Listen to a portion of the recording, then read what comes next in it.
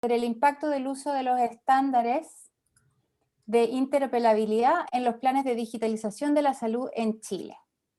Con nosotros hoy día en este conversatorio van a estar Walter Suárez, quien es presidente de HL7 Internacional, María José Letelier, que es jefa del Departamento de Salud Digital en el MinSal, y Francisco León, que es jefe de la División de Desarrollo Institucional en FONASA. Ahora con ustedes voy a dejar a continuación al presidente del capítulo chileno de HL7, el profesor César Galindo, para unas palabras de bienvenida. César. Bien, muchas gracias, Andrea. Primero que nada, saludarlos a todos. Me imagino que va a ir entrando más gente en la medida que pasa el tiempo.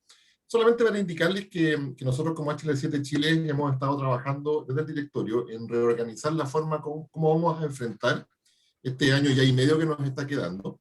Y desde esa perspectiva, el cómo podemos relevar con mucha mayor fuerza lo que significa un capítulo y lo que significa el uso de los estándares de interoperabilidad sintáctica a nivel del país. Y dentro de esa planificación estratégica hemos pensado en tres aspectos. Uno es el aspecto técnico, que ya lo hemos estado trabajando en diversos proyectos a nivel del Estado. Otro es el tema de la capacitación, el poder llevar todo lo que significa HL7 y sus estándares a nivel de poder tener capacitación, acercarnos a la acreditación, a tener mucho más capital humano avanzado respecto a este tema y hacer buenas alianzas con otras unidades, ya sea de enseñanza, de capacitación o del Estado, para lograr hacer que esto sea una realidad en cuanto a capital humano avanzado. Y la tercera es empezar a hablar el diálogo, la conversación respecto a lo que significan los estándares, ponerlo encima de la mesa, ponerlo en el tapete y hacer entonces una fuerte presencia de lo que significa la digitalización en salud y lo que significa el poder tener los estándares disponibles a través de un capítulo del apoyo de HL7 Internacional aquí en Chile. Y para eso entonces vamos a hacer varias actividades. Dentro de esas actividades está un ciclo de charlas que estamos partiendo el día de hoy, ante la cual quiero agradecer a Walter por su presencia. Siempre nos ha acompañado Walter, yo sé que es súper ocupada tu agenda, así que súper agradecido. Francisco León de FONASA también súper agradecido por estar acá, y María José Letelier, que nos han apoyado en todo caso desde el origen, así que más apoyo todavía, muy agradecido.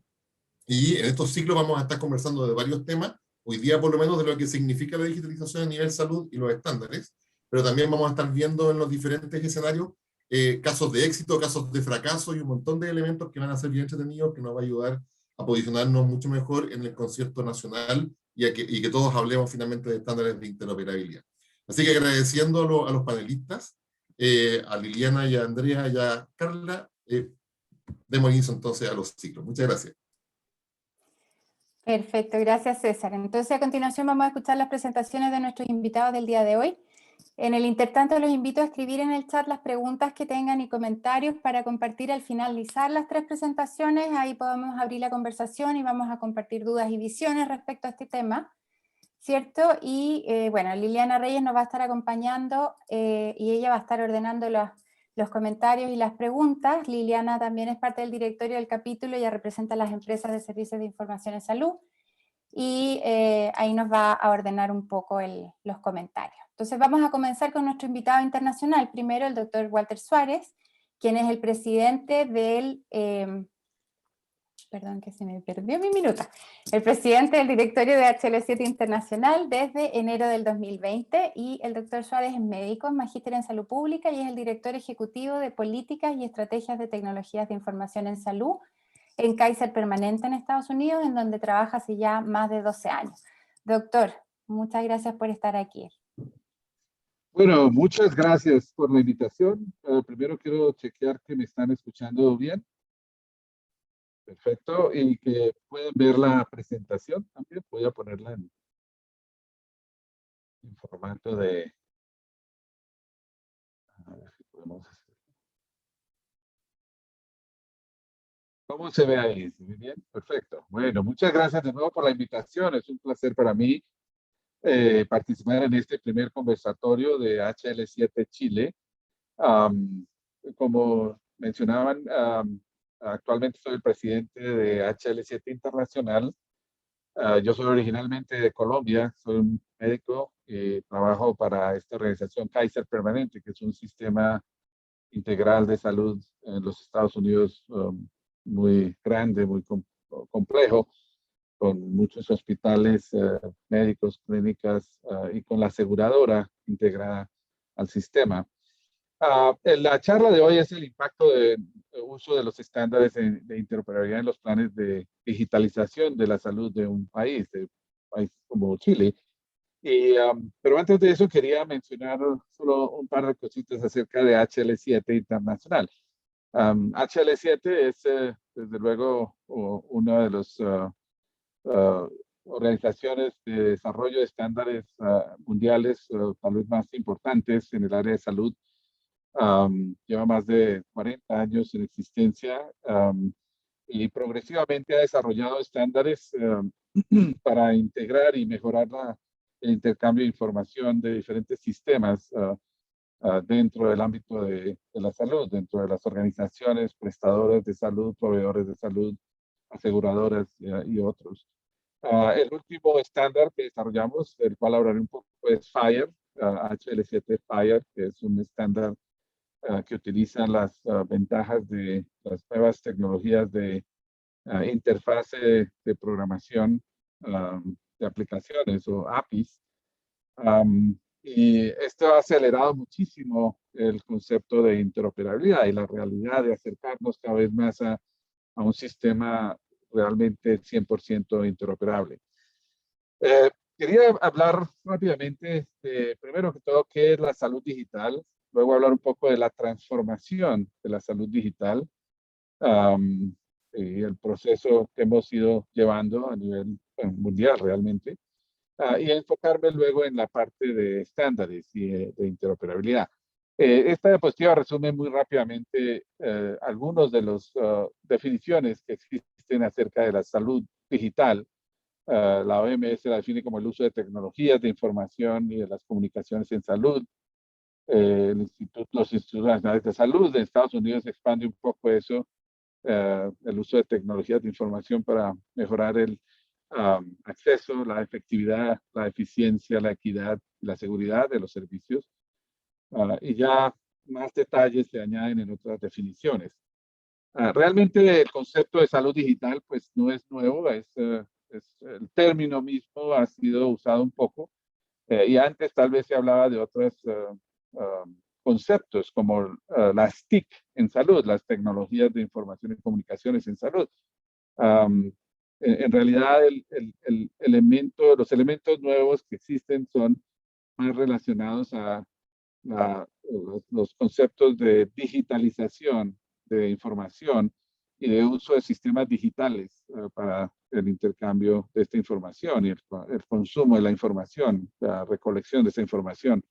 En esta diapositiva hablamos de los varios componentes de la salud digital, los sistemas de historia clínica electrónica, que son uno de los componentes muy importantes, porque son los que realmente pues, recogen y mantienen mucha de la información longitudinal de una historia clínica de un paciente.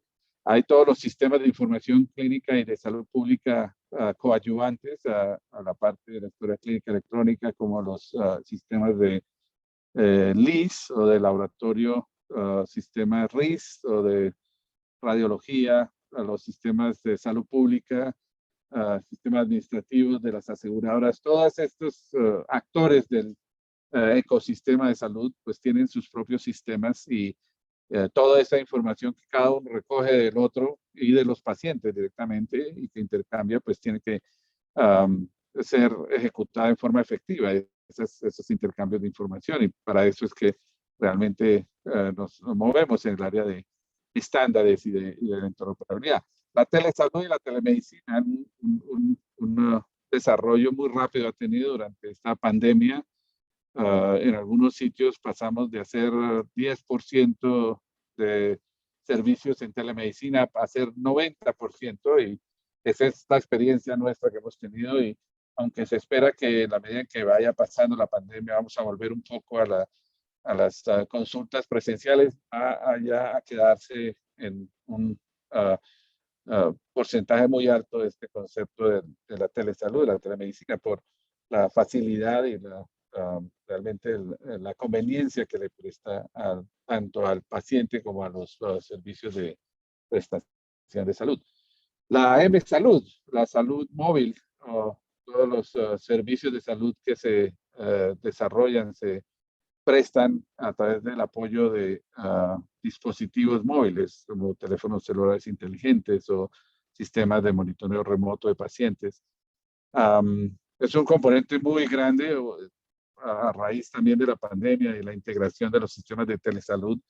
Los dispositivos móviles se han vuelto pues un eje central del acceso de los pacientes a los servicios de salud, de los pacientes a la información de salud, y en realidad son ya un elemento fundamental. Entonces tenemos también que tener en cuenta cómo vamos a integrar esos dispositivos móviles en forma interoperable con todos los otros sistemas de salud que tenemos, el sistema de información de salud que tenemos.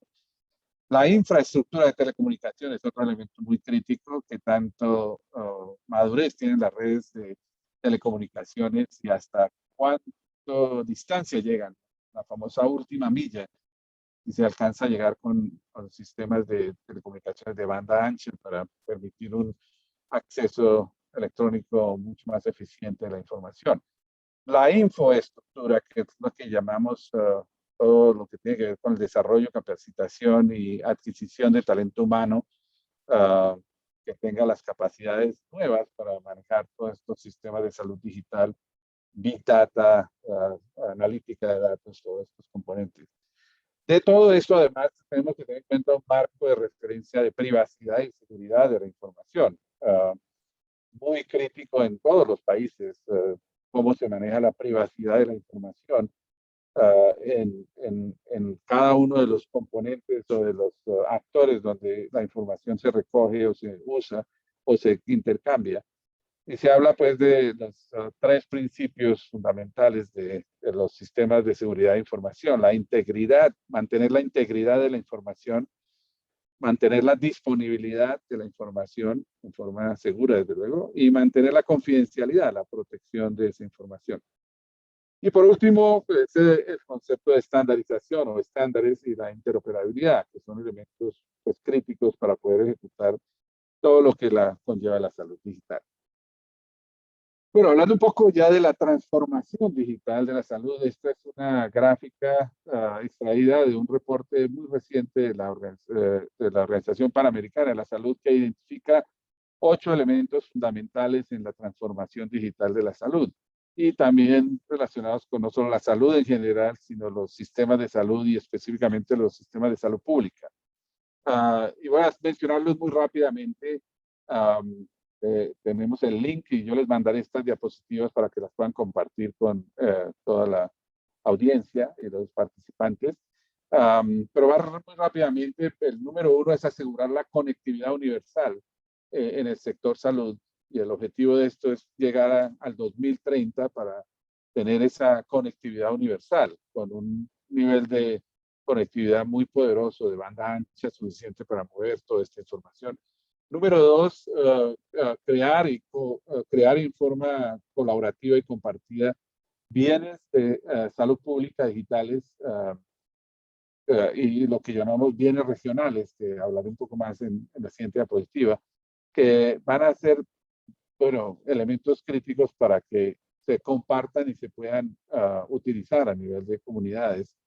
Lo tercero es acelerar hacia una salud digital inclusiva con énfasis en los más vulnerables, tener una salud digital que es realmente inclusiva de todos los sectores de salud y de todas las poblaciones de salud, especialmente los sectores más vulnerables de la salud y de la población.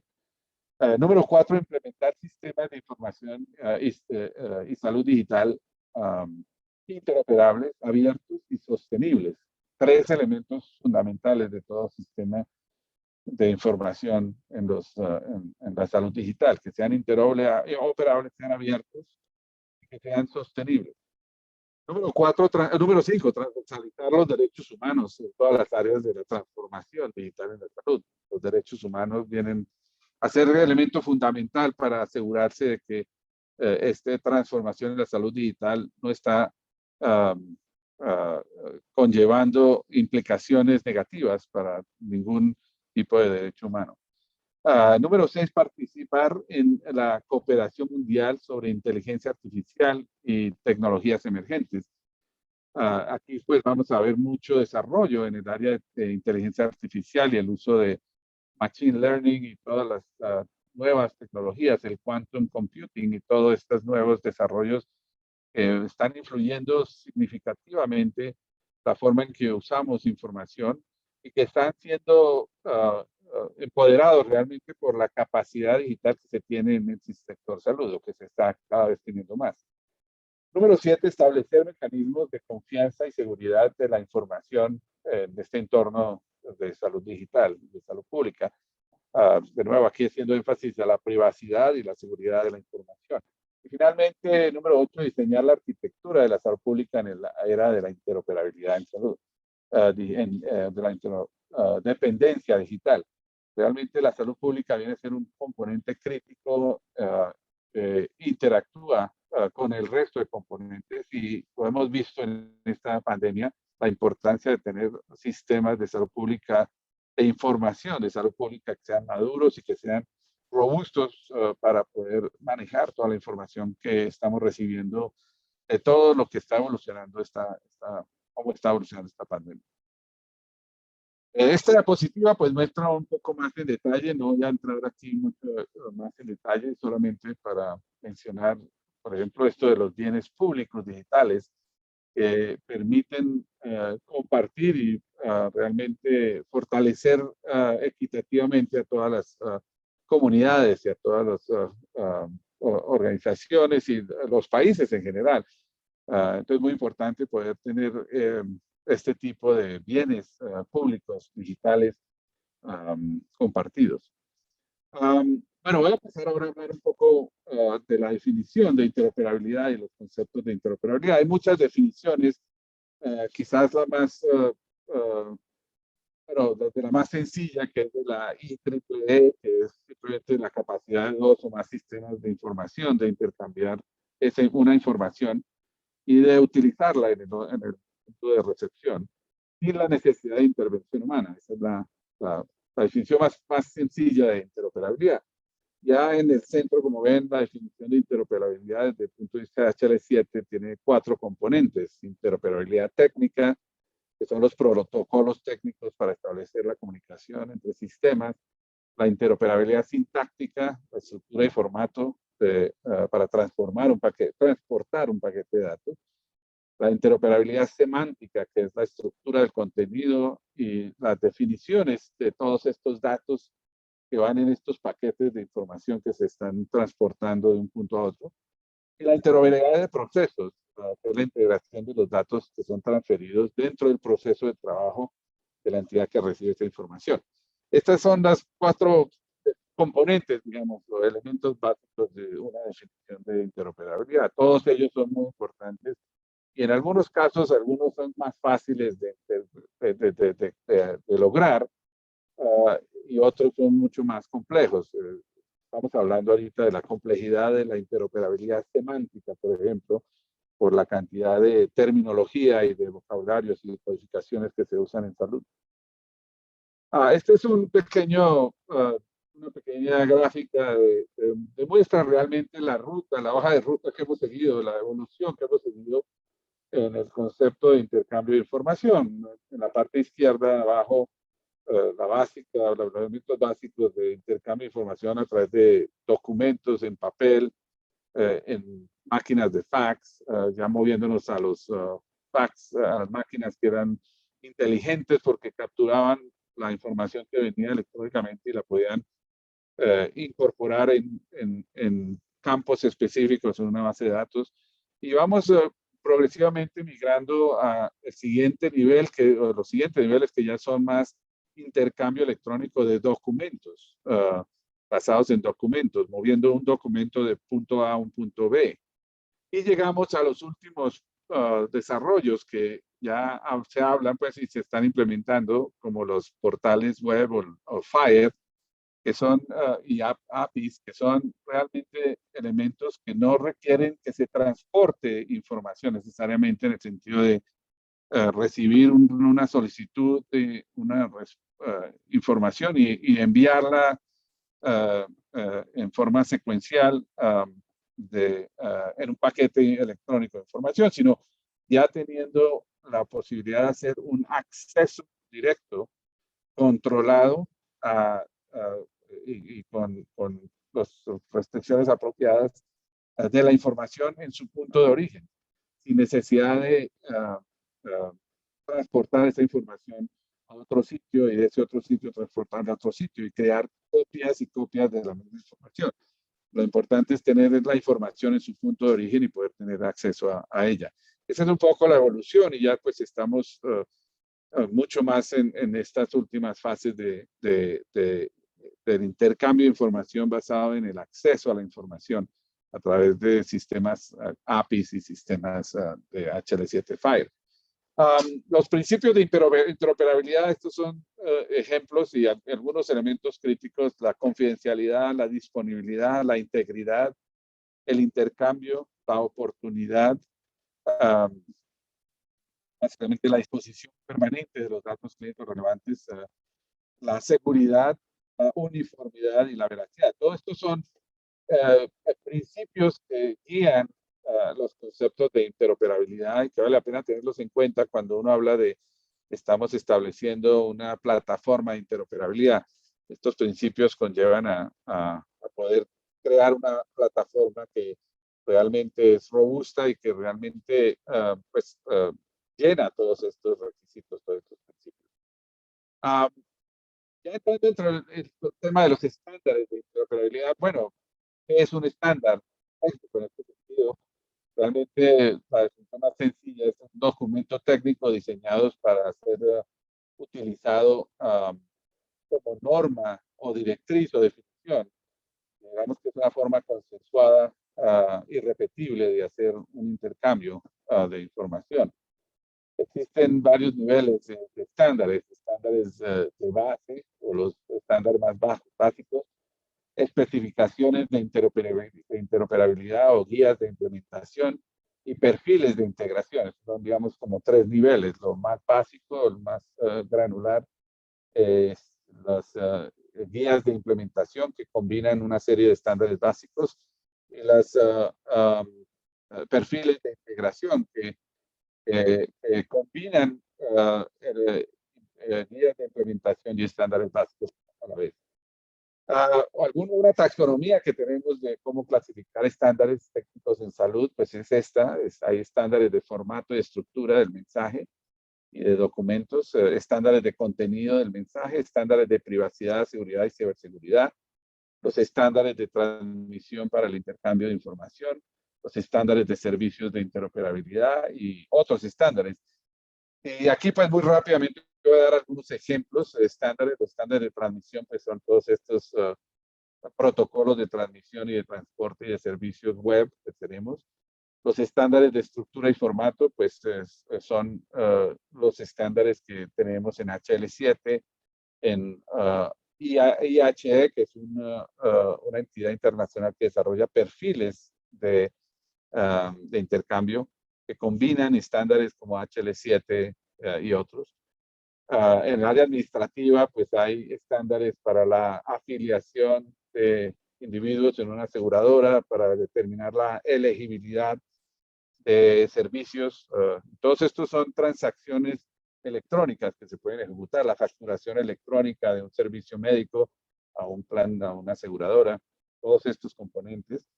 Hay estándares de estructura y formato de medicamentos, como los GS1 de códigos de barras, de imágenes como el DICOM de laboratorio para ordenar laboratorios y recibir los resultados en forma electrónica estructurada. De los dispositivos médicos, donde tenemos algunos estándares, pero todavía en esa área tenemos mucho trabajo por hacer para asegurarnos que la gran cantidad de dispositivos médicos que se tienen en el mercado, algunos de calidad clínica, otros más de consumo diario del consumidor, tengan una capacidad de interoperar con sistemas como historias clínicas electrónicas y no tenga que crearse digamos que intercambios específicos o estructuras específicas de intercambio. Y desde luego de salud pública, reportes de casos electrónicamente reportar nuevos casos en condiciones como esta pandemia, estadísticas vitales como nacimientos, fallecimientos, vacunación, centros de datos de vacunación de individuos, medicamentos y todos estos elementos de salud pública. Aquí hay toda otra serie Vamos a 3 minutos, doctor.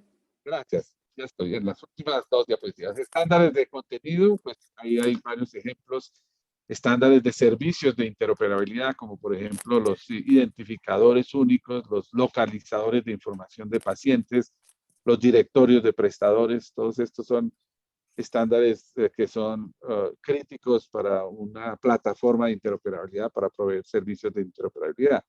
Estándares de privacidad, pues hay una serie de estándares en el área de auditoría, de trazabilidad, de verificación de información, de identidad, de encriptación de datos. Y toda una cantidad de otros estándares de datos clínicos. Por ejemplo, este es un ejemplo en Colombia, se pasó hace unos días solamente una resolución que definía cuáles son los datos clínicos relevantes mínimos que todas las entidades deben tener disponibles para intercambiar, ser interoperables. Y hay una lista de más de 40 datos específicos. Entonces, todos estos son estándares que se han creado. Ya pues las APIs pues son sistemas de intercambio de información que han sido utilizadas desde hace muchos años y que realmente en salud apenas los estamos empezando a utilizar. Y a través de estas APIs es que podemos usar estándares como HL7 FHIR, que es la nueva generación de estándares abiertos que se utilizan para permitir el acceso a información en forma remota y segura.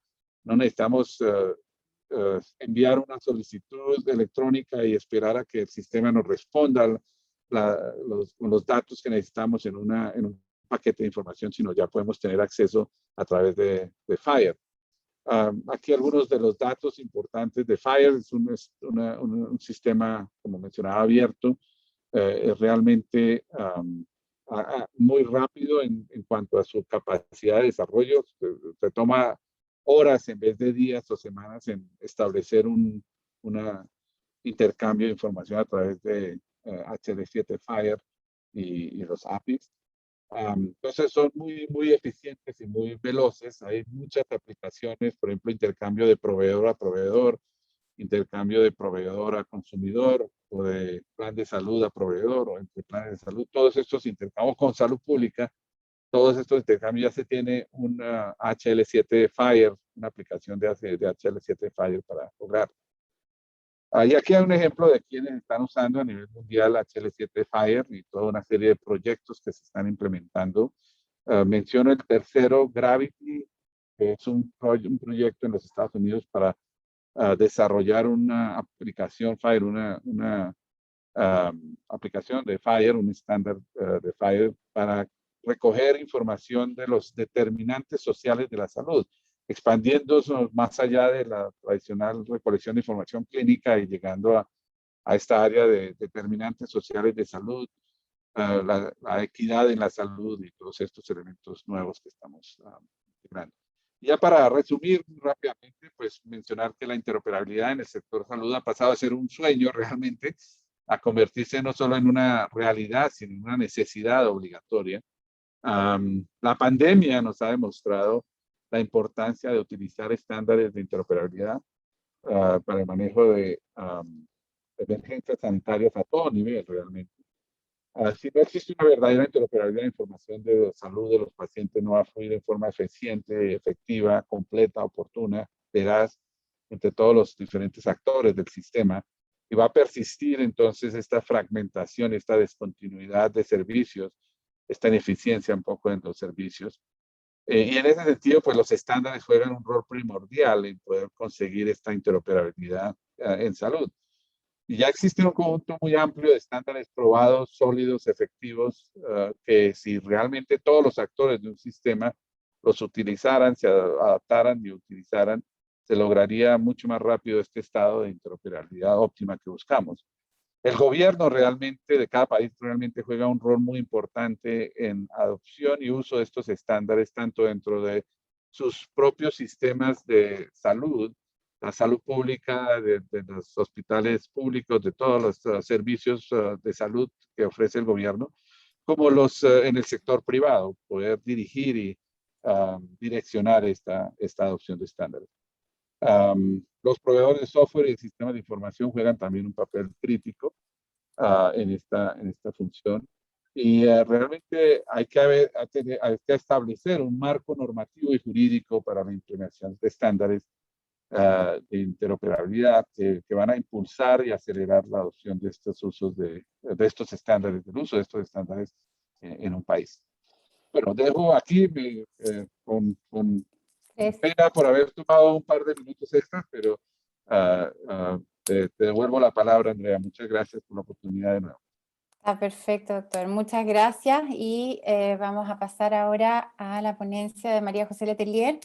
María José es jefa del Departamento de Salud Digital en el MinSal, como ya dije, y ella se ha desempeñado ahí hace ya más de 15 años más o menos. Ella es odontóloga, magíster en salud pública y magíster en informática médica. María José, todo tuyo.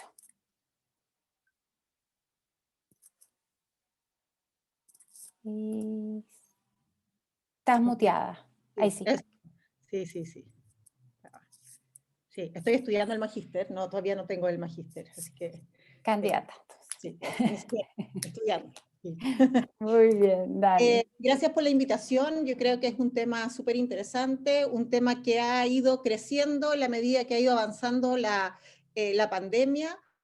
No es un tema nuevo, es un tema que ya hemos discutido antes, y yo les voy a contar un poco cuál es nuestra visión y qué es lo que nosotros desde el Ministerio de Salud tenemos o hemos visto cuánto se necesita esto, ¿no?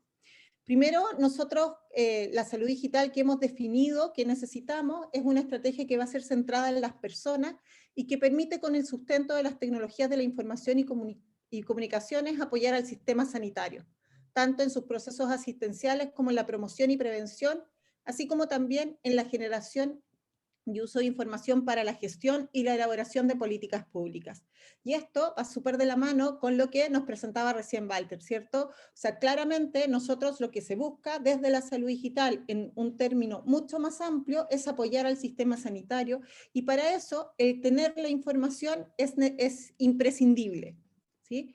Cuando nosotros definimos cuál es el modelo de salud digital que hemos estado conversando y diseñando dentro del ministerio, este modelo está centrado en las personas y considera al individuo de manera holística, respetando sus preferencias y favoreciendo el empoderamiento en la toma de decisiones en salud dirigido a alcanzar una medicina personalizada.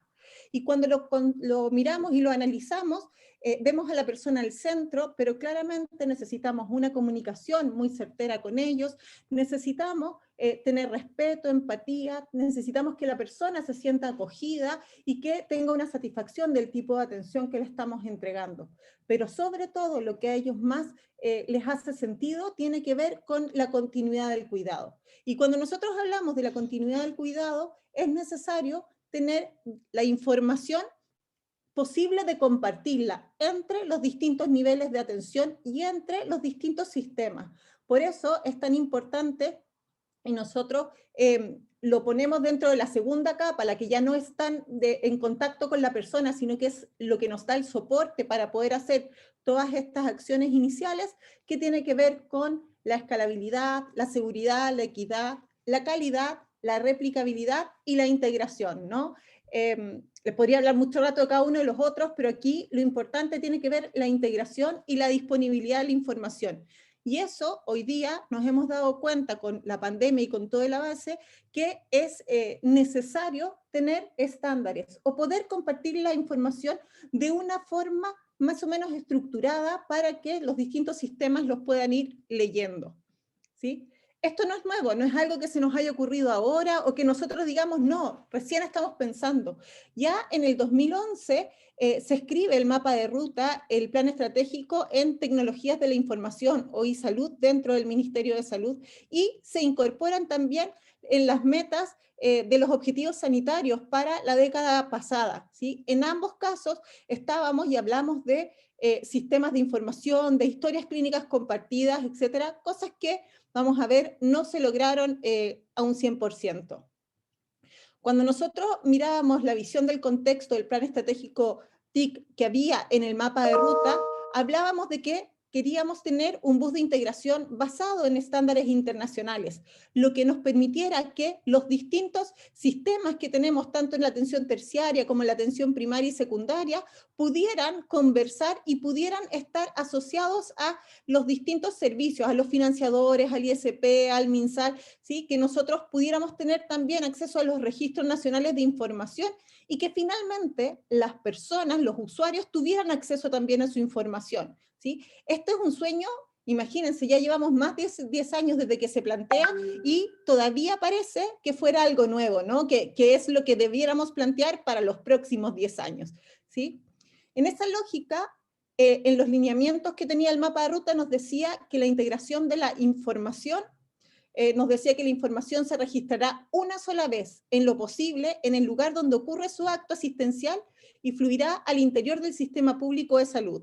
La información de gestión se derivará en los sistemas operacionales a través del uso de estándares, en lo posible internacionales, y de la adhesión a un modelo de arquitectura de la información sectorial. Sí. Y eso hoy día, nuevamente, ¿no? Nos hace todo el sentido del mundo en lo que estamos hablando, y que hemos ido avanzando, pero hemos ido avanzando muy localmente y no hemos logrado avanzar a nivel nacional con un impulso país, y es lo que esperamos hacer con las normas y la regulación que hoy día estamos definiendo como ministerio, ¿sí? En los objetivos sanitarios hablaban de que tuviéramos un marco normativo, ¿sí? De los sistemas de información, pero además que nosotros le entregáramos la información a los usuarios y que tuviéramos un repositorio nacional de información, ¿no? Con los procesos críticos, y que además nos hablara de un repositorio nacional de información, donde tuviéramos toda la información de la población, ¿sí?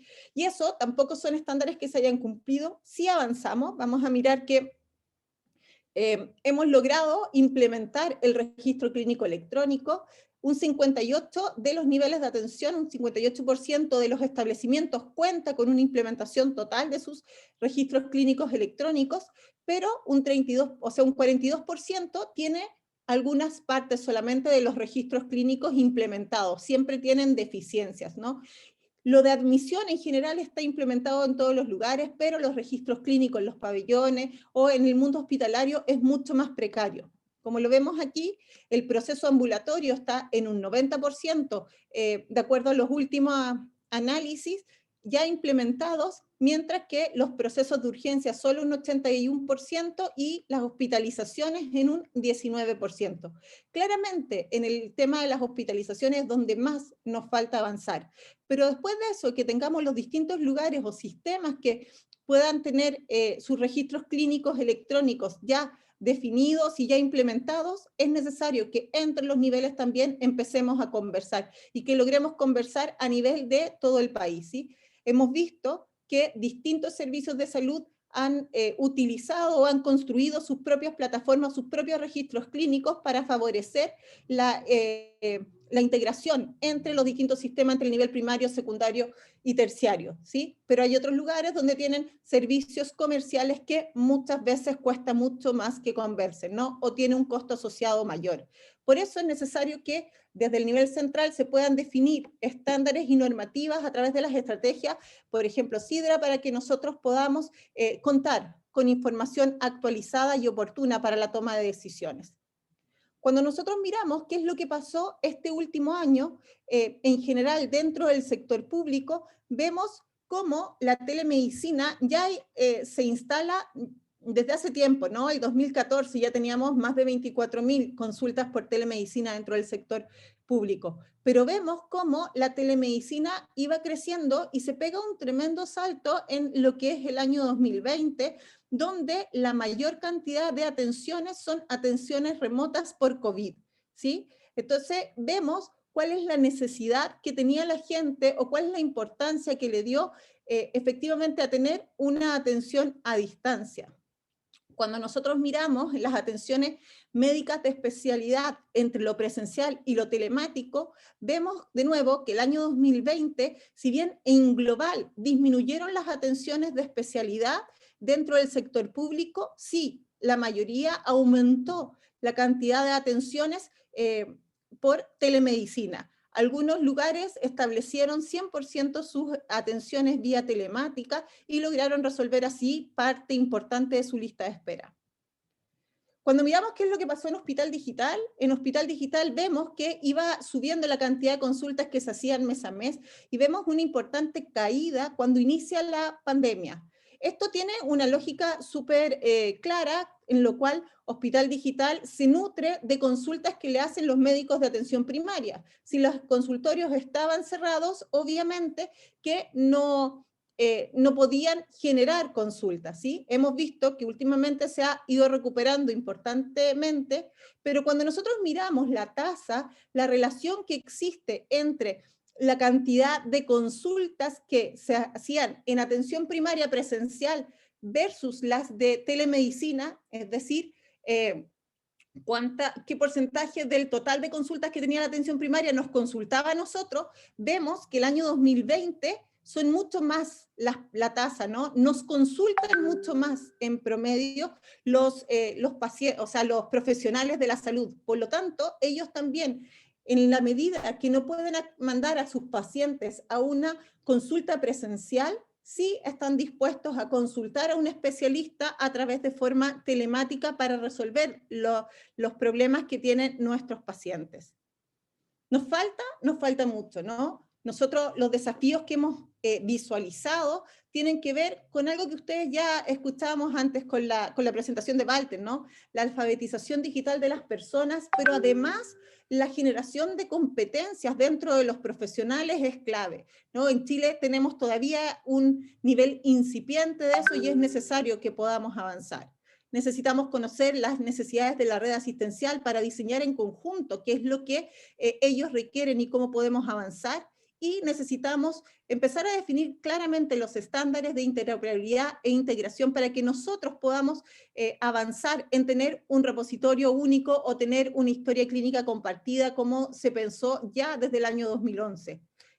Mejorar el acceso a la tecnología de identificación unívoca del paciente y la regulación, la normativa y la gobernanza son temas centrales que nosotros deberíamos ir avanzando. Ya tenemos una normativa que está avanzando, una norma clínica, una norma técnica y además un reglamento de telemedicina, ¿sí? Y esperamos que después exista una ley de salud digital o de telemedicina. Eso, gracias.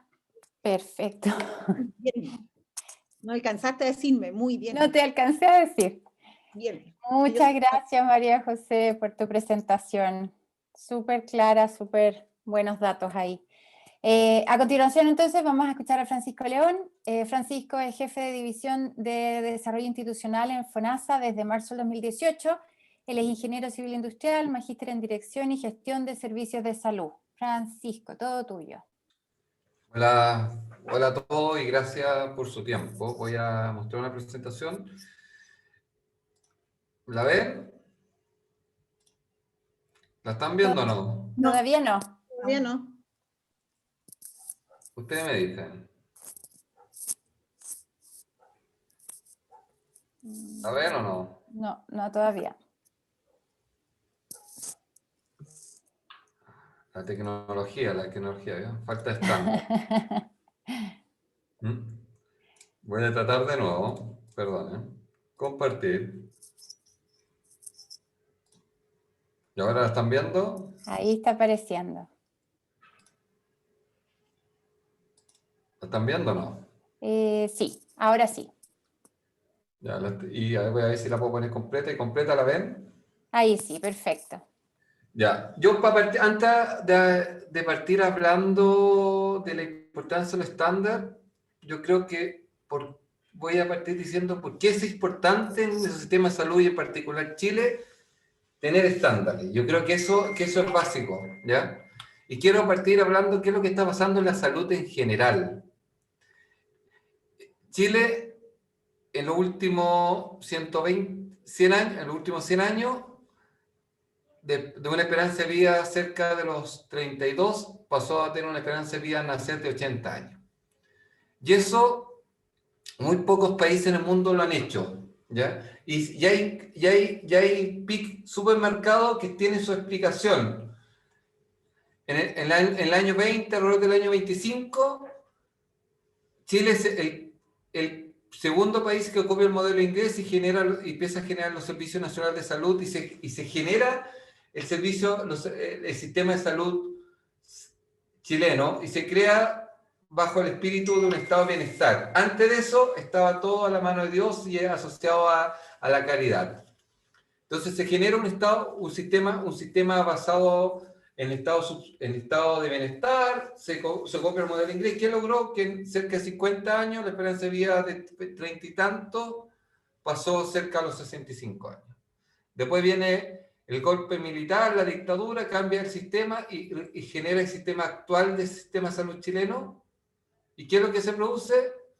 Se basa en un estado subsidiario, con vertebración público y privado, se genera el ISAPRE, y en un plazo de 30 años también hubo un aumento de 30 años de la esperanza de vida.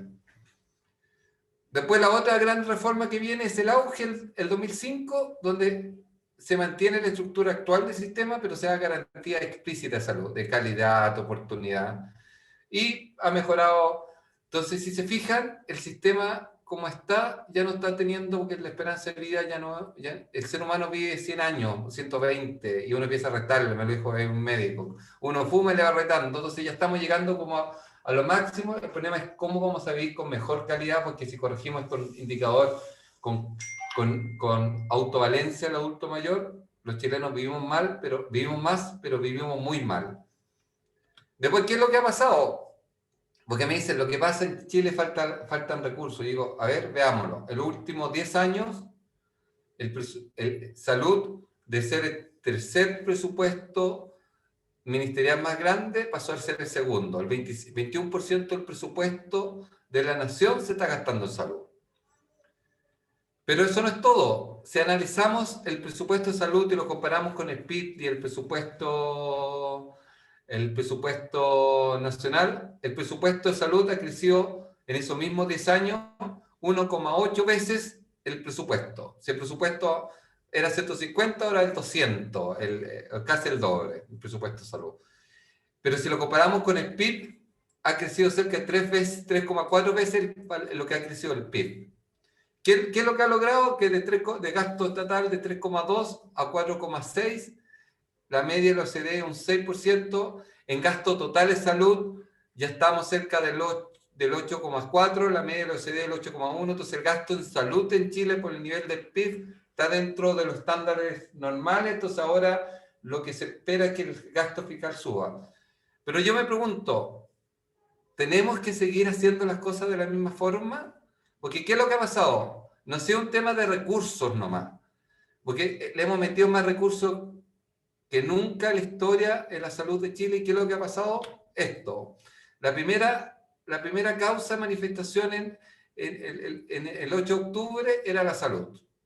¿Ah? Que encontraban que querían una salud más digna, que no querían. Entonces, algo estamos haciendo que los recursos nuestros ciudadanos no están sintiendo esos mejores recursos. La salud no está siendo eficiente y no está siendo efectiva. Seguimos curando muy bien. Cuando la persona está enferma y el hospital lo recibe, se cura bien, pero eso para los tiempos actuales no es suficiente. Entonces, el viejo paradigma que yo todavía sigo escuchando, que lo que requerimos es mayor recurso, yo le digo al tiro, no requeremos mayor recurso. No es un problema de recursos el problema de la salud en Chile. Es un problema que tenemos que hacer las cosas diferentes. Entonces, ¿qué es lo que tenemos que hacer? Y aquí empieza lo importante, según mi punto de vista, ¿dónde parte todo este tema del trabajo que muy bien lo explicaron mis dos colegas anteriores? Tenemos que fomentar la innovación y cambiar fuertemente el modelo de servicio, negocio, como lo quieran llamar, de la salud, y pasar de una salud que es focalizado 100% curativa a una salud preventiva, pero fuertemente apalancado a las cosas. Ahora, la riqueza de las industrias es el dato, porque con eso genera conocimiento. Y nosotros decimos, podemos mejorar la salud, podemos cambiar el servicio, pero necesitamos datos. Generamos datos, tenemos datos, podemos ocupar esos datos. Esos son los desafíos que van a venir. La Internet de las cosas están generando datos. Entonces nosotros como salud deberíamos tener la capacidad suficiente de poder captar los datos. Entonces lo primero que dice, vamos, captemos esos datos. ¿Sí? Cada hospital genera datos, pero ¿qué es lo que pasa? Yo puse este ejemplo, es como lo que pasa con los enchufes. Tenemos 20.000 enchufes diferentes y no podemos conversar y no podemos ocupar los datos que estamos usando. Si yo estuviera en el mundo privado, botar datos es botar plata ahora. Si las empresas valen por el dato que generan. ¿Ah? Si Amazon no vale Amazon porque vende, vale por la cantidad de información que puede generar. Entonces aquí decimos, si nosotros queremos tener una salud centrada en las personas, tenemos que empezar a hablar los mismos idiomas. Y especialmente sanitario. Entonces tenemos que definir un estándar y empezar a conversar. Si no se hace, era imposible tener una ficha de interconexión. Ese fue el error. No sé, en Chile el proyecto SIGRA dejó libertad a todo y no definió un estándar. Cuando uno primero parte construyendo algo, pongamos de acuerdo cómo vamos a tratar las cosas. Yo siempre doy el ejemplo. Con la María José lo hemos conversado, pero yo codificaba las cosas de una forma, el código MLE o MAI, pero el DEIS codificado de otra forma, el hospital digital codificado de otra forma, y eran las mismas prestaciones. Entonces eso no tiene ni una lógica, y el ejercicio y el esfuerzo y el trabajo para poder lograr y después generar datos, para después generar conocimiento, era casi imposible. ¿Y qué es lo que pasaba? Actualmente, ¿cómo pasa? Tengo muchos sistemas en silo, que ustedes lo conocen mejor que yo, pero es el paciente el que está sufriendo, moviéndose de un lado para otro. Tienen uno que ya su ficha, lo derivan, ya un papelito para delegación especialista, y tiene que rezar que cuando le den la hora especialista, le llegue la ficha en papel. Po. Entonces el viaje de usuarios es terrible. Y tenemos que ir, yo lo hice corto porque era para que conversáramos, tenemos que ir a un modelo, como dijo María José, centrado en las personas, que esté en el centro, y que todo el ecosistema de salud esté conversando, esté en servicio de esos, y que no el paciente el que sufra o que tenga que mover la documentación, sino que el dato esté abierto. ¿Y por qué digo ecosistema? Porque la salud digital o la telemedicina no es solo teleconsulta, son todos los actos que vienen de un acto médico, de la receta médica, la licencia médica, la prevención, porque vamos a tener, con el dato vamos a tener algoritmos que me predicen que yo estoy alimentando de mal, que soy fumador, que tengo 40 y tanto y no me iba a hacer control hace 5 años, y además soy obeso, estoy seguro que voy a tener infarto en 5 años más, por lo cual yo tengo que donar ese conocimiento y trabajarlo. Y ese conocimiento es el desafío, y ahí viene un desafío terrible, que todos estos algoritmos, porque yo no miro solo la interoperabilidad es el primer paso, pero el desafío que vamos a tener al tener datos, cómo los vamos a usar, y todos los algoritmos que van a venir, sí o sí tienen que venir con un estándar ético importante, y es el otro estándar que vamos a tener que definir. ¿Ah? Que Chile tiene capacidad y tiene una ley de protección de datos muy básica, y los países que ya han logrado una salud digital un poco más, bastante más avanzada, que para qué decir poco, que la que tenemos en Chile, ya se están preocupando del uso ético del dato, y ese va a ser el próximo desafío. Eso quería decir, porque el resto es un resumen de las cosas, y totalmente abierto a su respuesta, pregunta y lo que quieran. Si conversé muy rápido, disculpen. porque me estaban llamando y me desconcentraron. No, extraordinario. Muchas, muchas gracias, Francisco, por tu presentación. Yo creo que sentaron lo necesario para que abramos la conversación. Y que, bueno, Liliana nos va a contar qué preguntas han habido en el chat. Sí, Lili. por ahí mencionaban que la importancia precisamente tiene que ver con los datos, ¿ya? Y acá tengo una pregunta que dice, en base... ¡Ay, es de César! Es de César. En base a la visión de hacia dónde se desea llegar en el 2030 en salud y en cómo la digitalización de esta puede generar mayor eficiencia para lograr dichos objetivos, alcanzando un impacto mucho más masivo en la población, ¿qué importancia ven en la definición de los estándares de interoperabilidad, sintáctica y semántica y los habilitantes que se requieren para alcanzar las implementaciones que cumplan esas reglas de interoperabilidad?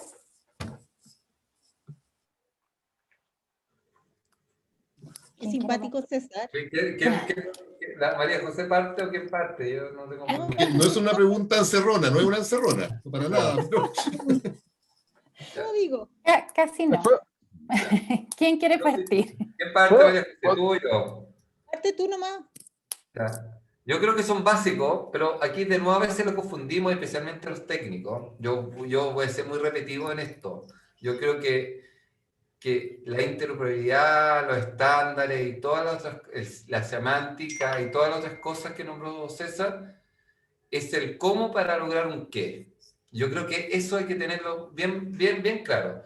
¿Qué es lo que queremos? Y si tenemos bien claro qué es lo que queremos, el paso siguiente es definamos bien cómo va a ser estándar, cómo va a ser semántica, cómo vamos a hablar, y de ahí empezamos a construir. ¿Por qué lo digo? Porque si lo olvidamos qué es lo que queremos, podemos construir un tremendo edificio, un tremendo hospital o un tremendo modelo, pero que no satisface a lo que quiere la gente, o lo que yo como Estado quiero lograr. Entonces, sí, son básicos, hay que empezar a trabajar, pero yo espero que exista una institucionalidad que le empiece a definir, porque actualmente lo hemos estado definiendo por FONASA, por el Ministerio, por los tomadores de decisión y se suman. ¿Por qué? Porque FONASA es el 80% de la población, entonces se asume un estándar la María José y el mercado de a poco se hace, que no es malo, porque ha pasado en nuestros países, pero entre nosotros también como MinSal no nos ponemos de acuerdo también. Entonces falta esa conversar que yo creo que esta es mi segunda experiencia en el gobierno, pero yo creo que la primera era mucho más caótica que esta. En esta por lo menos hay conversación FONASA, Hospital Digital, su secretaría, y hemos podido avanzar un poco más en el estándar, y sumado con la pandemia que los obligó a la fuerza a ponerse acuerdo y atreverse a aceptar cosas que hace 2 años era imposible la gente que teníamos trabajando en salud. Yo voy a dar ejemplo de que en el 2019 codificamos por libre elección 7 códigos y el colegio médico me dijo que estaba siendo un irresponsable sanitario a codificar 7 códigos de telemedicina. Vino la pandemia, me estaban pidiendo codifiquemos los 54 y me aplaudieron. Esas cosas hay que aprovechar. Yo creo que las crisis y las cosas complejas generan cambios. Y yo creo que llegó para quedarse y ahora está toda la voluntad de todos de pongámonos de acuerdo. Y yo creo que en MinSal y el Hospital Digital, con la receta electrónica, ya tomó HL7 Fire como estándar. Yo creo que eso llegó para quedarse. En mi opinión, César. No sé si respondí tu pregunta, no me fui tan a los técnicos, pero...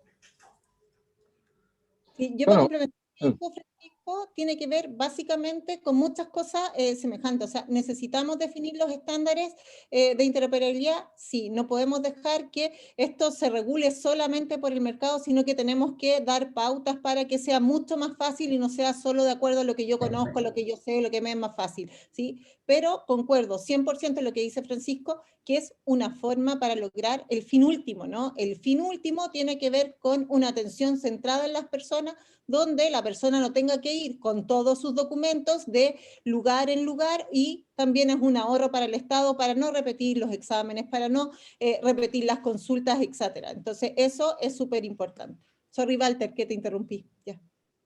No. Quería estar, o sea, simplemente añadir un par de comentarios. Primero que todo, estoy muy de acuerdo con los dos. realmente todos estos elementos de estándares de interoperabilidad son los medios para conseguir un fin, conseguir una meta, y pues la pregunta es si tenemos clara la meta. Desde luego hay muchos metas y muchos objetivos para el 2030, cómo va a ser la salud en el 2030, y lo que sí vemos es que mucho de la salud para el 2030 va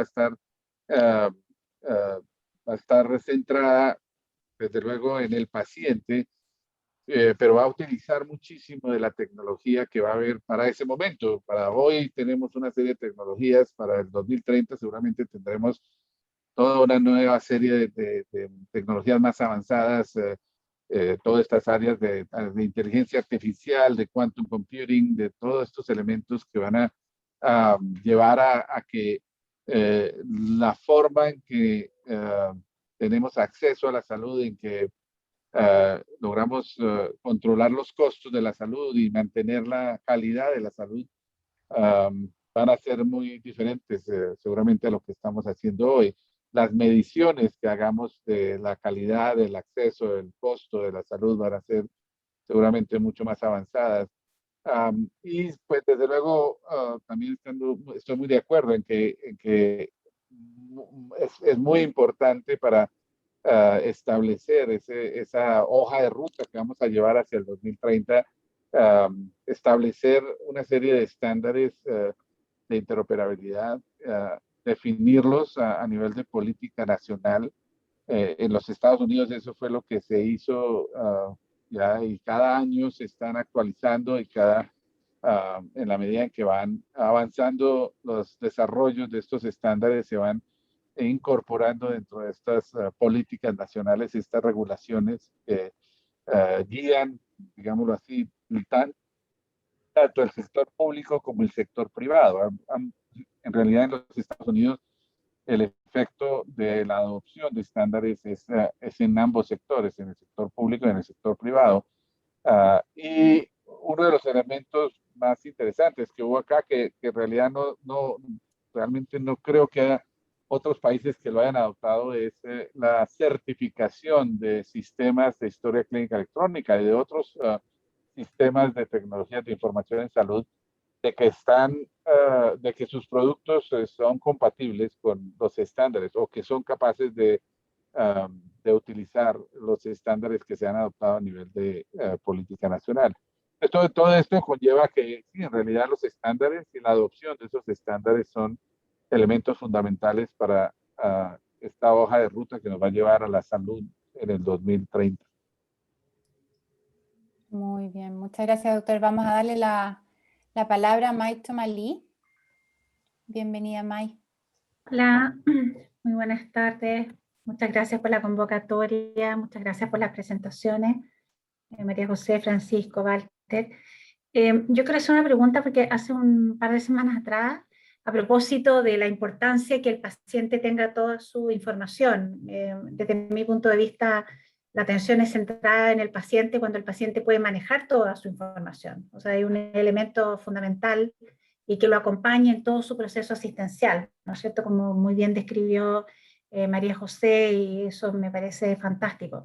Hace un par de semanas tuve una reunión que nos invitó FONASA a propósito de la receta electrónica y las plataformas de telemedicina, y ahí nos comentaron de que con esta plataforma el paciente iba a tener la potestad de que el médico pudiera o no ver su historial de medicamentos, y que esto había sido definido por el cuerpo legal del Ministerio de Salud, cosa que a mí me parece, digamos, me parece que es un tema que hay que revisar, y yo les pediría pero los equipos de receta médica electrónica insistieron mucho en ese punto. Pero así como el paciente tiene el derecho a tener acceso a la información, a mí también me parece que el médico tiene derecho a tener información, toda la información del paciente, y no solamente la que el paciente quiera mostrar. Entonces, quería saber y si se está trabajando en los ámbitos legislativos sobre el control del dato, ¿no? Porque estamos hablando del tema del dato, pero si va a ser así de restrictivo digamos, el manejo del dato, me parece muy preocupante. Muy preocupante. Para la seguridad del paciente estoy pensando, y para la seguridad del médico también, que tiene que dar una terapia sin saber que el paciente está tomando una terapia que no es compatible. Yo lo comparto, May, pero yo no, aquí ni yo ni la María José son los que lideramos ese proyecto lo ve la DIPOL del MinSal, ¿ya? Nosotros, al revés, nosotros licencia médica, ahora una de las intervenciones que estamos haciendo es que cuando el médico emite una licencia sepa cuántas licencias le han emitido antes a ese paciente, por lo menos, ¿para qué? Porque descubrimos que hay pacientes que cuando el médico no le quiere dar una licencia, se van a otro. Entonces ahora le vamos a mostrar eso, pero esas son interpretaciones jurídicas que hay. Y el MinSal, FONASA y los órganos del Ministerio de Salud, de la Subsecretaría de Salud, si no me equivoco, legalmente tenemos todo tipo de atribuciones para pedir datos siempre que sea para entregar servicio. Entonces, si existiera ese mar de datos para los servicios que se entrega a su Secretaría de Redes y la red pública, podrían estar disponibles sin ningún problema, porque la ley expresamente me faculta a mí también. Sí. El punto es que lo vamos a integrar con el privado. Ese va a ser el tema que se va a tener que ver. El asunto, y alguien también está ahí poniendo de que hay que tener en consideración la ley de deber y derecho del paciente, pero la ley de deber y derecho del paciente también dice que el paciente tiene el deber de entregar toda la información al médico, veraz. Entonces, esconder de que está consumiendo medicamentos, eso no es entregar toda la información. Entonces, me preocupa y me preocupa porque si es así en receta electrónica con un medicamento puede ser, pero por lo que tú veo, lo que ustedes están haciendo, la estrategia que están haciendo va en otra línea, digamos, que el médico puede ver todas las licencias, entonces llama la atención esta discordancia. Y por eso tenemos que ponernos de acuerdo, que nosotros creemos que no es confidencial eso, porque es un beneficio que entregamos FONASA.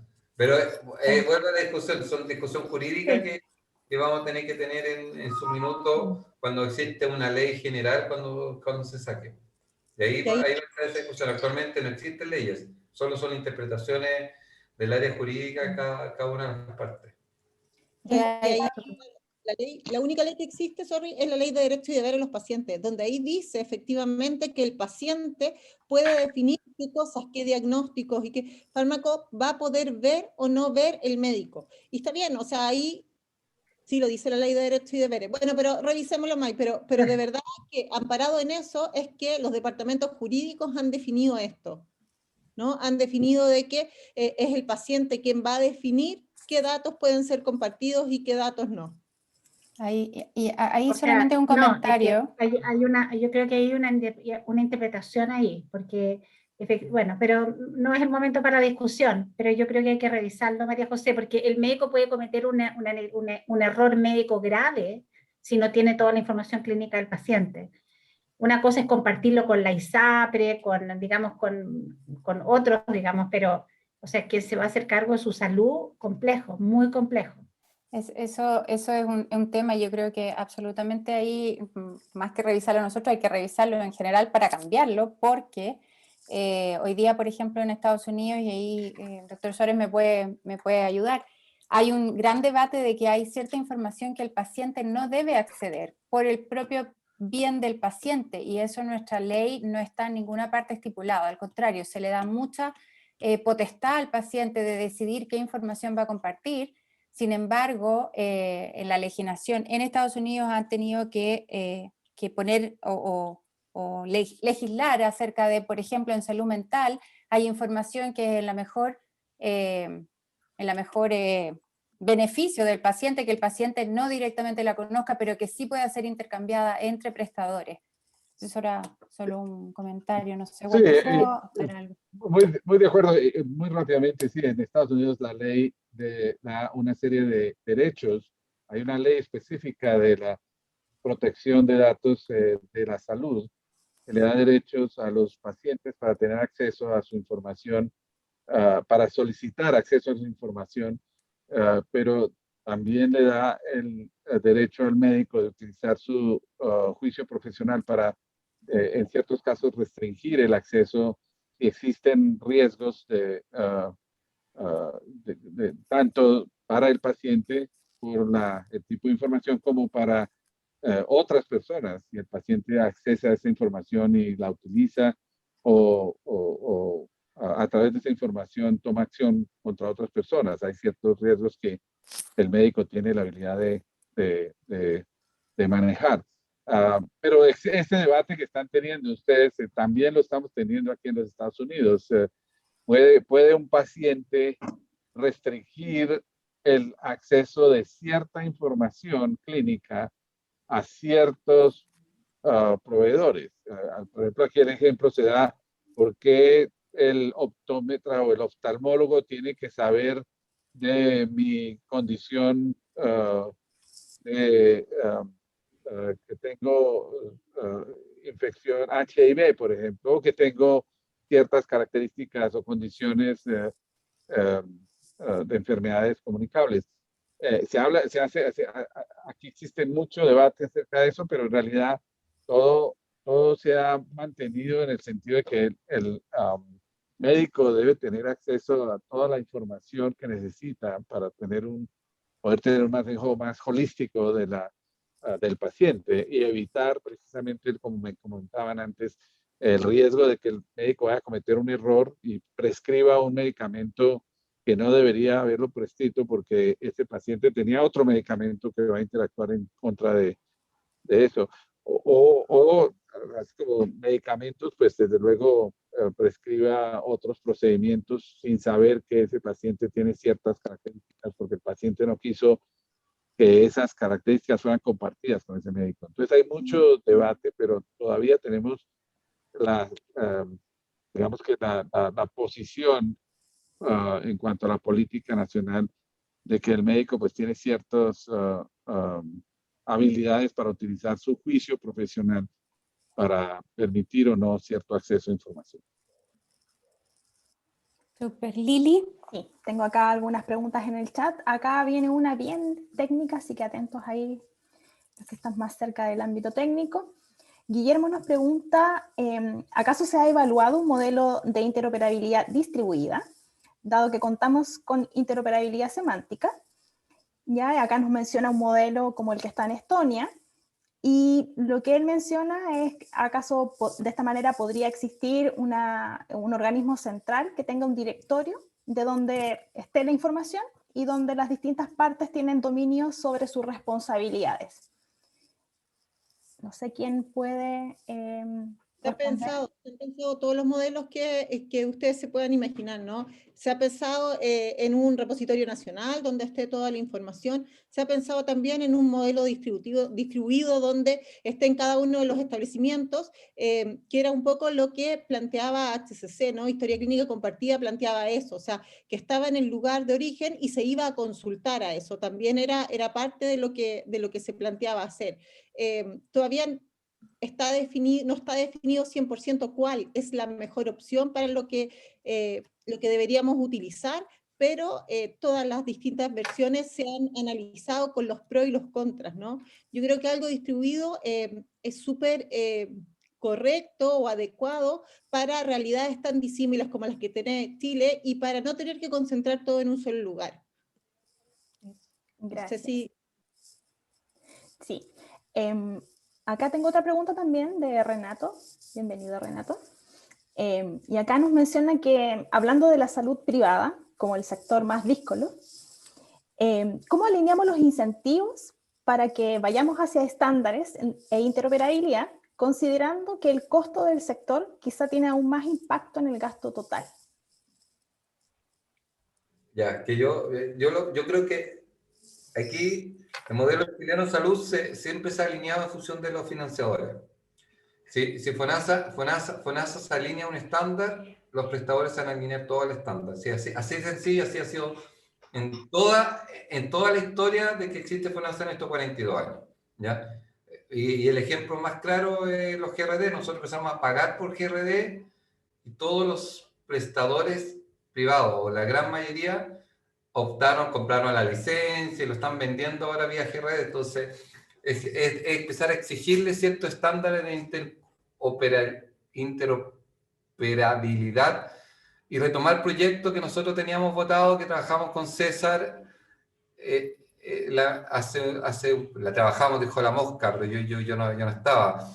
Pero que se trabajó con FONASA, que es la cuenta clínica interoperable, que ya está en piloto, y que no lo pudimos sacar por problemas operativos que tuvimos en el sistema informático de FONASA, que tuvimos 2 años en tener estabilizando, y ahora que teníamos estabilizado, íbamos a partir de nuevo y se cayó producto de la pandemia, cambiaron todas las prioridades, cambiaron los recursos, pero si FONASA dice yo voy a comprar así, se empieza a estandarizar muchas cosas y ahora se echó mucho de menos, porque con la red integrada es más necesario que nunca poder interoperabilidad cuenta y todo el tema. Eso.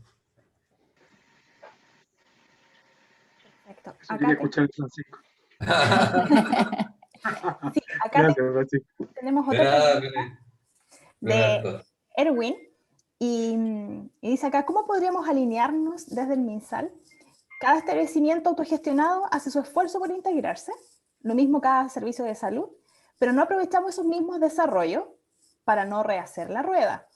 Cada cual quiere imponer su sistema, pero al momento de querer integrarlo tiene sus propias condiciones. Los mismos desarrolladores tratan de ir buscando alternativas para mejorarlo, pero desde arriba no hay capacitaciones para mejorar la interoperabilidad. Y yo quisiera sumarle algo ahí, colgándome de Erwin, que tiene que ver con considerar también dentro de estos impulsos la gestión del cambio, que siempre se olvida la gestión del cambio y no se presupuesta la gestión del cambio. Y es lo que eventualmente hace que se eche hacia atrás todo el esfuerzo que pudo haber sido de meses y hasta años de implementaciones. Yo, Sí. a ver, Bueno. María José. Sí, cortito, ahí lo que estamos haciendo y lo que se está definiendo tiene que ver con qué estándares vamos a utilizar y definir para que sea un mantenimiento normativo, ¿no? Donde ahí todo el sistema de la red pública va a tener que ajustarse a esa normativa, ¿no? A diferencia del mundo privado, que lo va a hacer de acuerdo a lo que FONASA defina y le quieran comprar a él, nosotros tenemos una estrategia mucho más directiva y menos así como de libre elección, sino que se definen cuáles son los estándares que se deben utilizar, se incorporan dentro de un mantenimiento normativo y eso debe ser adoptado por los distintos establecimientos de la red. Y para eso se da un plazo. Ahora, estamos súper de acuerdo en que cuando se defina eso, tienen que haber recursos para la capacitación y para entregar los conocimientos a los diferentes lugares para que no pase esto de que yo me quedo atrás o yo me tengo que salir porque no tengo los conocimientos porque están implementando algo nuevo o algo que yo no conozco, ¿no? Pero eso nos va a permitir efectivamente que podamos avanzar en una interoperabilidad real, ¿no? No algo que quede así como solamente en la idea, y estoy súper de acuerdo con la Lili cuando nos dice la gestión del cambio, o sea, si no hacemos gestión del cambio claramente, nada de esto termina durando y nada de esto se logra implementar correctamente. Ahí, Francisco, tú complementa. No, que yo más quiero calmar a los servicios de salud, porque yo creo que después van a entender que van a tener que cambiar todo su sistema y el espíritu nunca ha sido eso. Yo eso que quiero dejarlo claro porque iba a ser muy parecido a lo tuyo. Se va a imponer y esta interoperabilidad real que queremos lograr no va a ser para todos. Nosotros no necesitamos en salud que todas las cosas interoperen, que todos los sistemas sean iguales, que las fichas sean iguales, pero pues necesitan una interoperabilidad mínima que es la que va a asegurar que esto converse. Entonces, cuando decían qué tipo de modelo queremos, no hay ningún modelo puro. Vamos a tener cosas que van a estar 100% integradas, una cosa centralizada. Eso es lo que yo me imagino que va a llegar. Entonces, no se preocupen de que van a tener que botar todo su sistema y construir un sistema nuevo, que eso es lo más caro y la tecnología ahora actual permite construir segundos pisos, capas integradoras.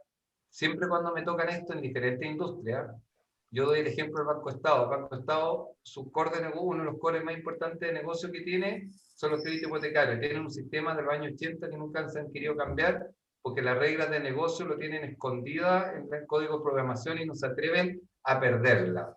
Entonces, lo tienen corriendo por abajo y tienen capas arriba que han ido integrando diferentes sistemas. Yo creo que va a ir por ahí. ¿Puedo hacer un doble clic?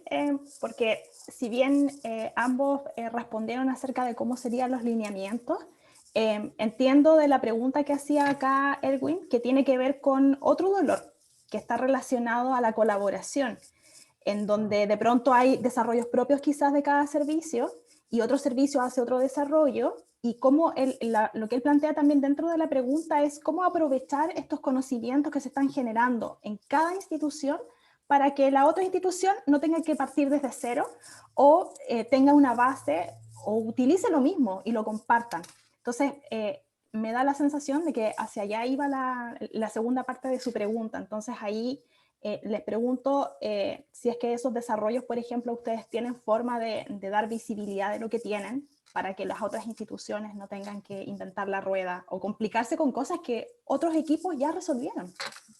Sí, nosotros en general tenemos como Servigital un equipo en todos los servicios de salud y tenemos cierta claridad de qué es lo que tiene cada uno de los distintos sistemas, ¿no? O qué sistemas o qué registros clínicos ellos han ido desarrollando. Y tenemos muy buenos desarrollos a nivel local, incluso desarrollos que han ido compartiendo entre servicios de salud, ¿sí? Entonces, la idea de nosotros, por lo menos, tiene que ver con que hagamos jornadas y podamos ir presentando qué es lo que hay para los que requieran puedan ir consultándolos y puedan ir viendo qué les puede llegar a servir y qué cosas no, ¿no? Nosotros estamos diseñando una jornada, hoy día que es virtual, siempre es más fácil y más económico, para este segundo semestre, donde esperamos claramente que los servicios puedan venir a contar y que después podamos extraer y hacer reuniones de trabajo para que se puedan apoyar entre los distintos establecimientos, ¿no? Estoy súper de acuerdo, la idea no es inventar la rueda, es intentar compartir los conocimientos y los aprendizajes, y nosotros como estrategias de salud digital también hemos ido avanzando en tener sistemas que nos permitan entregarle a todos los servicios de salud de la misma forma, ¿sí? Hoy día con el BID estamos trabajando un sistema que nos permita hacer telemedicina, que va a estar disponible para toda la red de forma gratuita, ¿no? O sea, no es que nosotros les vayamos a cobrar, ni a arrendar, ni nada, sino que lo van a poder disponibilizar. Estamos viendo cómo hacerlo con otras plataformas, muchos lugares nos han pedido y utilizan las mismas plataformas. La idea es lo mismo, siempre y cuando nosotros tengamos el soporte o el servicio que ha construido esto, tenga la posibilidad de apoyar y de acompañar, porque no es tirarle las cosas y decir, bueno, ustedes vean cómo funciona. Entonces, en la medida de los recursos que tenga cada uno, sí nosotros creemos que es necesario fomentar esta colaboración entre los distintos servicios y entre las distintas estrategias. Gracias, María José, por compartirnos ahí, además, que próximamente se viene ese evento. Lili, Sí, adelante. Me voy a salir de mi rol de moderadora y quiero hacer una pregunta, porque a raíz también que estoy leyendo que dice Cristian, por ejemplo, Engelman, dice, ¿cómo podemos conversar? ¿Cómo podemos juntarnos? ¿Cómo podemos mirar hacia adelante? Y mi pregunta, que en realidad ya la tenía un poco pensada y era más bien pedir un consejo, pero yo sentándome desde la silla de paciente en el directorio de HL7, Francisco mostró la demanda de los pacientes. Recordemos, la ley Ricarte Soto fue impulsada por Ricarte, claramente, pero fue la marcha de los pacientes y el día de los sostenes colgados en la moneda lo que más impulsó, digamos, en la solicitud de desarrollar esta ley para tener cobertura para medicamentos de alto costo. De la misma manera, ¿cómo algún consejo, no sé, Walter, si tú tienes alguna historia que contarnos de cómo involucramos al paciente en esta conversación? Porque hablarle al paciente de cobertura de un medicamento es más bien fácil. Bueno, yo soy farmacéutica, el paciente se agrupa en torno a su patología, pero hablarle a un paciente y tratar de explicarle por qué es importante que como pacientes tenemos que exigir dar este paso y esta transformación digital con estándares, con interoperabilidad, con información migrando, o sea, para que nos facilite la vida. ¿Cómo podríamos abordar, qué consejo o cómo ven ustedes desde sus instituciones que vamos a poder traspasarle esta necesidad a los pacientes para que también los pacientes ocupen su derecho a voz y hagan un poco presión? Porque la única forma de unar voluntad yo creo que es tener una presión mayor, el bien mayor. Yo estoy de acuerdo contigo, Andrea. Yo creo que el diseño de todos los procesos, y aquí no solo tecnológico, que la tecnología es un apoyo de los procesos de negocio, sí o sí tienen que estar escuchando los dolores, como dice la Lili, de la gente, ¿ya? Y yo creo que el MinSal bien o mal, lo trata de hacer. En el Estado cuesta mucho escuchar los dolores, mucho diseñar los viajes, mucho anticuerpo, mucho, como decía Maturana, de conservar del funcionario público, muchas veces cuesta harto cambiar muchas cosas. Yo te puedo dar ejemplos de cómo hemos escuchado a FONASA y FONASA lo hace. No sé, yo me junto con los COSAN, mucha sociedad civil que me pide audiencia. Y yo me acuerdo que me moré más por la pandemia, pero vinieron el año antepasado, a fines de 2019, la gente, diferentes organizaciones trans, que yo me junté con ellos, y ellos ¿qué querían? Decían, aquí pasa una paradoja, me decía, me pasa algo raro, me decía. Yo en el mundo público, yo voy a un hospital y el hospital me trata con mi nombre social, ningún problema. ¿Por qué? Porque trae el protocolo de derecho y paciente del médico. Pero yo cuando voy al mundo privado, me tratan, suben el nombre y el bono que sale en FONASA. Era un dolor muy simple, pero que uno no sabía. Y nosotros, hace 2 semanas atrás, por eso lo cuento, acabamos recién de sacar un botón donde las personas trans pueden poner sus bonos trans y toda la documentación de FONASA empieza a salir ya con los nombres sociales. Ese tipo de cosas que son importantes, pero que no son urgentes en salud, se olvidan muchas veces. Y eso yo todavía no tengo claro cómo tener los canales para que no se olviden. Yo creo que ahí el usuario y los diferentes actores de la sociedad civil deberían estar constantemente presionando. No me gusta decirlo, pero en salud todavía está mucho el que no llora no mama. Si muchas cosas del GES están porque las mamás se fueron, el ejemplo que todos los sanitarios ocupan, la fibrosis quística está en el GES solo porque a la presidenta Bachelet se le amarraron un año entero en la puerta del ministerio. ¿Ah? Pero esas cosas no sé cómo canalizarlas, y ahí puede estar la MAI con el CEN, tiene que haber canales de sociedad civil que canalicen esas necesidades. No lo tengo claro, pero comparto el dolor 100% contigo. ¿Ah? Pero el MinSal lo estamos tratando de hacer. Yo sé que la María José se junta con usuarios, hace focus group, hace un montón de cosas. ¿Alguna pregunta? Yo me tengo que ir, tengo otra reunión ahora a las 4, quedan 3 minutos. Me encantó tu comentario porque FONASA está más en contacto con pacientes, pero ahora lo que nos cuenta María José. No, nosotros también tenemos siempre contacto con pacientes y con agrupaciones de pacientes que nos piden reuniones igual que a FONASA, ¿no? Pero además hoy día estamos pensando en diseñar una página que tenga que ver con eso, ¿no? Con agrupaciones de pacientes donde podamos hablar como más en comunidades de salud, ¿no? En esa lógica que otros países tienen, que hablan de las comunidades propiamente tal, donde de diferentes temas podamos ir conversando y hablando con moderadores y que haya un canal tal vez un poco más directo, como tú dices. Ahora sí, las últimas guías y lo último que se está definiendo tiene que ver con que nosotros podamos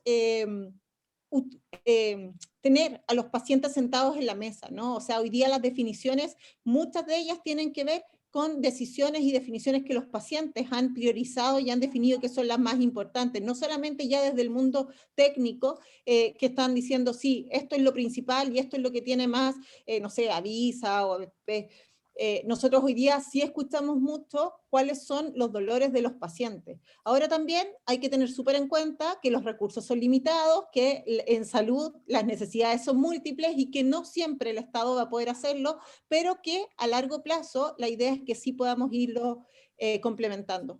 Antes de que terminemos, yo quiero decir que si alguien quiere comunicarse con nosotros, no hay problema, ¿no? Pueden escribirnos por correo electrónico. Voy a dejar mi correo en el chat para que me escriban si es que quieren que generemos alguna reunión o algo. Sí, yo también, yo no tengo problema, que persona que me pida el lobby, yo recibo todo. Y por eso hay algunos que ya lo he recibido acá y le he tratado de ayudar cuando yo pudiera. Sí, nosotros también, por ley de lobby todos, pero si es algo de los servicios, claramente podemos juntarnos y ahí también con Francisco nos whatsappeamos habitualmente, así que también podemos coordinarnos. Muchas gracias.